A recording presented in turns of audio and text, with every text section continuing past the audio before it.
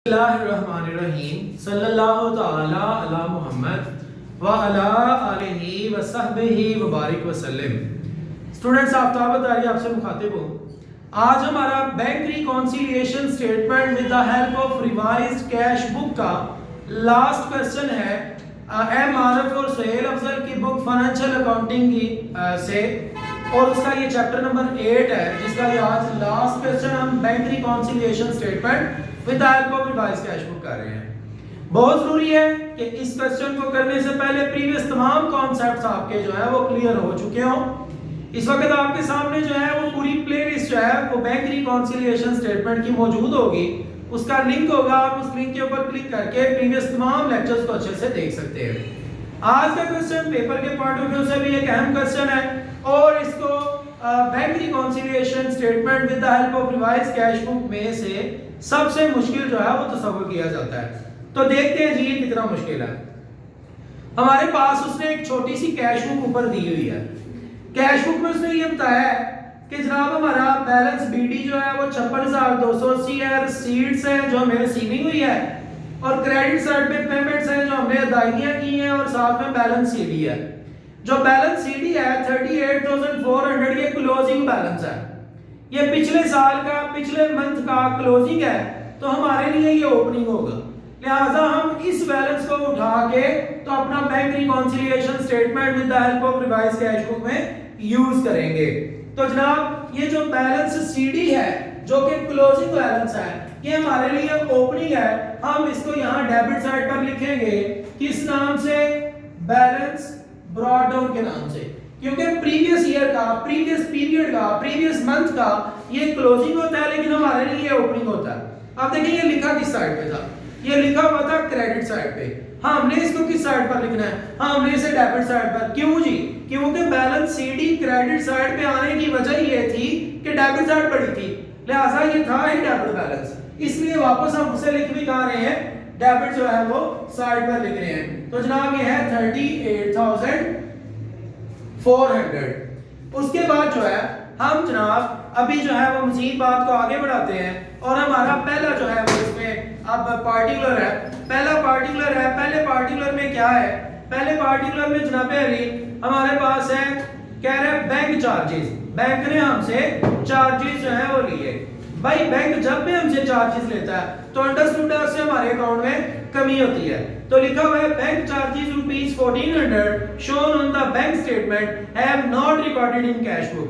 कहता है बैंक ने हमसे चार्जेस लिए हैं, बैंक ने इसको रिकॉर्ड भी कर लिया है, लेकिन हमने अभी तक इसको रिकॉर्ड नहीं किया। हमारे अकाउंट में कमी हो चुकी है। तो जब हमारे अकाउंट में कमी हो चुकी हो तो हम उसे रिवाइज कैश बुक में क्रेडिट साइड पर लिखेंगे। सर ये इधर क्यों आ रहा है, इधर क्यों नहीं आ रहा? उसके लिए प्रीवियस लेक्चर स्पेशली हमारा जो इंट्रोडक्शन वाला टॉपिक है वो जरूर देखें। तो जनाब यहां पर लिखा जाएगा बैंक चार्जेस। बैंक ने हमसे चार्जेस लिए जिससे हमारे अकाउंट में कमी हुई। जब हमारे अकाउंट में कमी हो तो हम उसे क्रेडिट साइड पर लिख देते हैं, क्योंकि एसेट में कमी हो रही है, एसेट में कमी हो तो हम उसे क्रेडिट करते हैं। कहता है a cheque drawn for ₹1880 have been recorded as receipt. बात को समझने से सवाल हमारा हल हो चुका होता है। वो कह रहे हैं हमने चेक ड्रॉ किया है। चेक ड्रॉ करने का मतलब होता है हमने किसी को चेक लिख के दिया, जाओ जाके बैंक से पैसे निकलवा लो। जब हमने चेक लिख के दिया तो हमने तो ये सोचा हमारे अकाउंट में कमी हो गई हुई है, लेकिन हमें बाद में पता चला नहीं जनाब कमी नहीं हुई। हमने तो रिकॉर्डेड एज रिसीट, हमने उसको रिसीट के तौर पे रिकॉर्ड कर लिया हुआ। हमने चेक दिया था कि जाओ जाके पैसे ले लो। जब हमने चेक दिया था तो जो हम घर में बैंक रिकॉन्सिलिएशन स्टेटमेंट बना रहे थे ना, तो हमने बैंक रिकॉन्सिलिएशन स्टेटमेंट के कैश बुक बना रहे थे जी। स्टूडेंट्स जरा वापस आते हैं, मैं कहीं और पे पहुंचा था। तो जनाब हुआ क्या, हमने जो है वो किसी को चेक दिया। जब हमने चेक दिया तो हमने जो है वो तो लिखना था किस साइड पे? क्रेडिट साइड पे। हमने सोचना था कि इस बंदे को चेक दिया है, ये जाके बैंक से पैसे ले लेगा जिससे हमारे अकाउंट में कमी हो जाएगी, लेकिन हमने उसे क्रेडिट साइड पर नहीं लिखा, बल्कि हमने उसे किस साइड पर लिख लिया? हमने उसे डेबिट साइड पर लिख लिया। और डेबिट साइड में हमने उसे लिखा 1880। हमने ऐसे लिखा जैसे हमने चेक को रिसीव किया है, हालांकि हमने तो चेक को इशू किया था। तो ये हमारी गलती है, क्या हमने अपने अकाउंट में कमी करनी थी, कमी करने की बजाय हमने इजाफा कर दिया जो कि नहीं था करना। सो वापस जो है आप इसे क्रेडिट साइड पर लिखेंगे और लिखेंगे wrongly recorded as receipt। हमने गलती से उसको ऐसे लिख लिया चेक देने को जैसे हमने चेक लिया है, जैसे हमने चेक वसूल किया है, हालांकि वसूल नहीं था किया। सो जनाब हमने अब 1880 प्लस 1880 दोनों को 2 मरतबा प्लस करना है। 2 मरतबा सर क्यों लिखा है? क्योंकि हमने तो चेक दिया था, हमने तो अकाउंट में कमी करनी थी और हमने उल्टा इजाफा कर दिया था। अब 1 मरतबा उसको इसलिए क्रेडिट करेंगे क्योंकि आपने गलती से इजाफा किया है, वो इजाफा खत्म हो जाए, और 1 मरतबा इसलिए क्रेडिट करेंगे क्योंकि असल में उसमें क्रेडिट होना था जो आपने नहीं किया। क्या टोटल आया? 3760। जी बेटा नेक्स्ट मूव करते हैं। कहता है cheque for ₹720 has been return dishonour by the bank but not return back in cash book. हमने चेक बैंक में जमा करवाया था, हमने सोचा था हमारे अकाउंट में इजाफा हो गया है, लेकिन इजाफा नहीं हुआ। बैंक ने वो चेक डिसऑनर कर दिया है। कोई भी वजह हो सकती है, साइन ठीक नहीं थे, डेट दुरुस्त नहीं थी, बहुत सारी वजूहत हो सकती हैं जिसकी वजह से चेक जो है वो डिसऑनर हुआ और हमारे अकाउंट में इजाफा नहीं हुआ। हमने तो जब चेक जमा करवाया था हमने सोचा था इजाफा हो गया है, लेकिन वो चेक डिसऑनर हो गया है। डिसऑनर चेक भी हमेशा यहां पर ही आएगा क्रेडिट साइड पे रिवाइज कैश बुक में।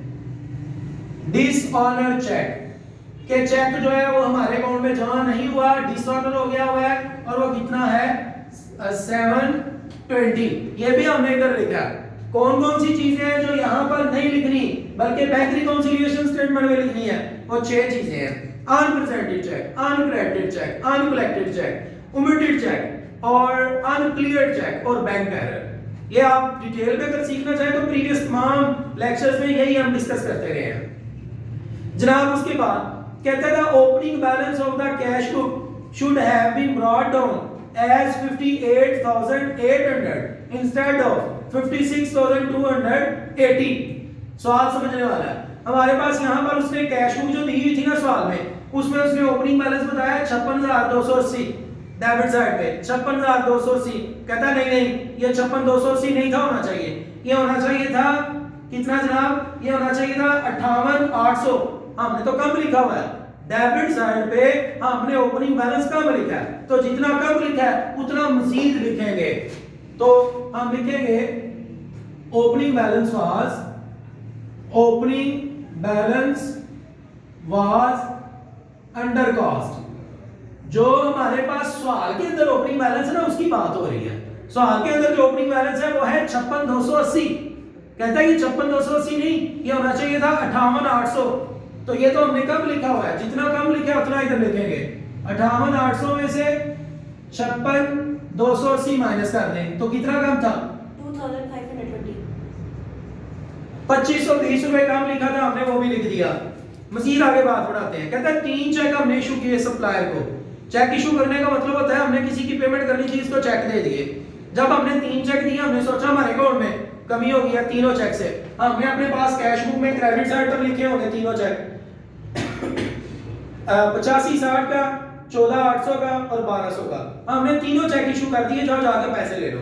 लेकिन लोगों ने जाके वो चेक बैंक में पेश नहीं किए। जब लोगों ने चेक बैंक में पेश ही नहीं किए तो हमारे अकाउंट में कमी भी नहीं हुई। जब हमारे अकाउंट में कमी नहीं हुई तो हम उसे वापस किस साइड पर लिख देंगे?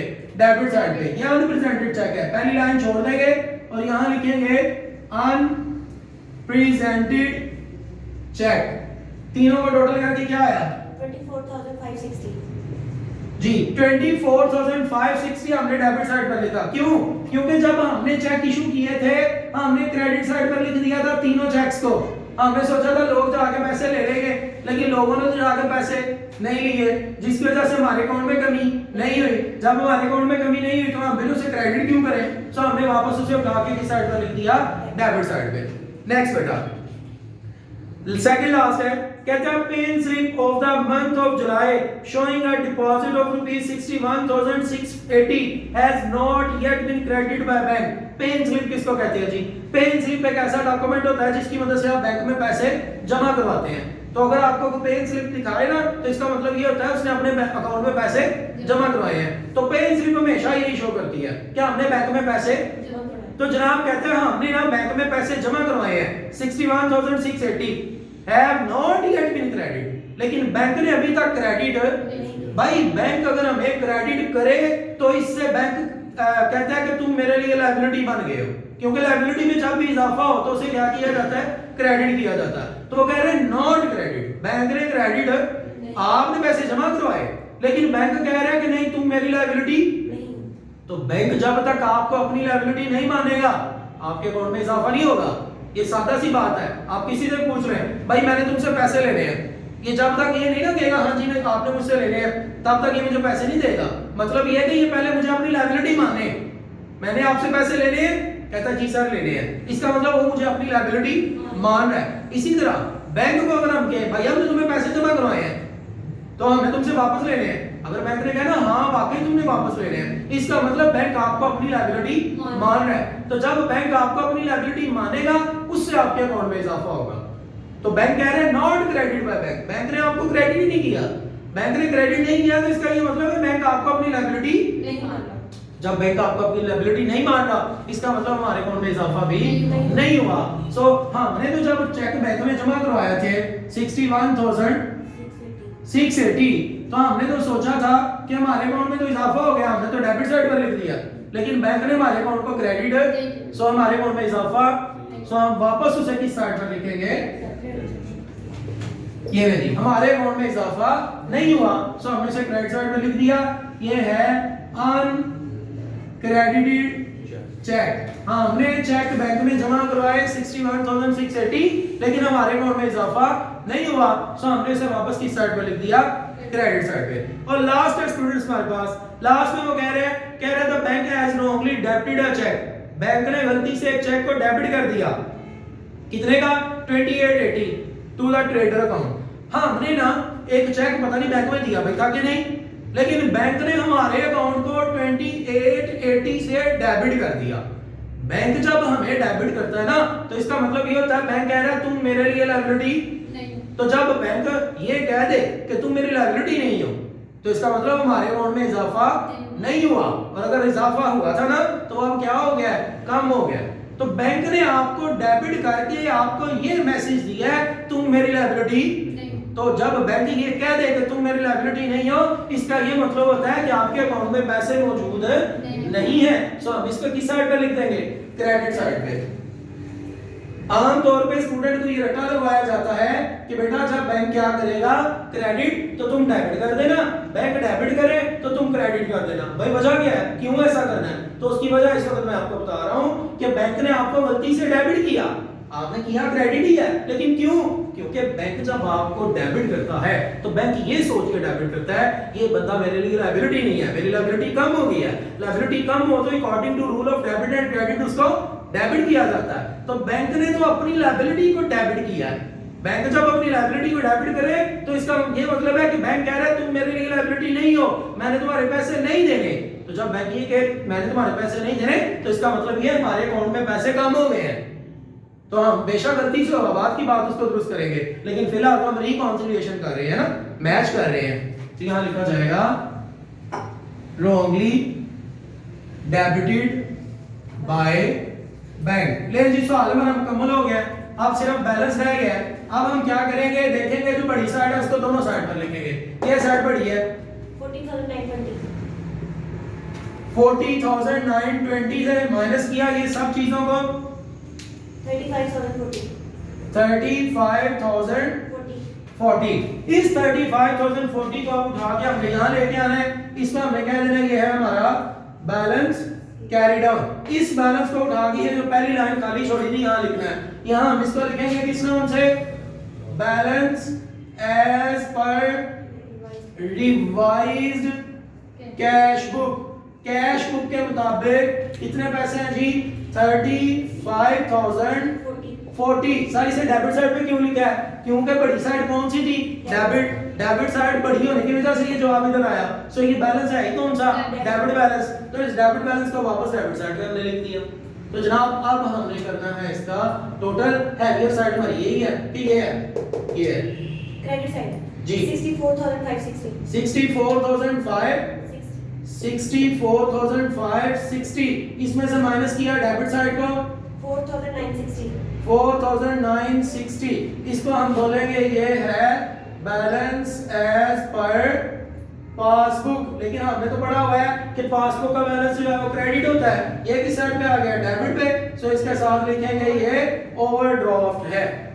It's all about today students. उम्मीद है कि आप लोगों को बेहतरी conciliation with the help of revise cash book समझ आ चुकी होगी। आने वाली क्लास में हम डबल बैलेंस मेथड पे बात करेंगे। Keep watching Aftab Attari official.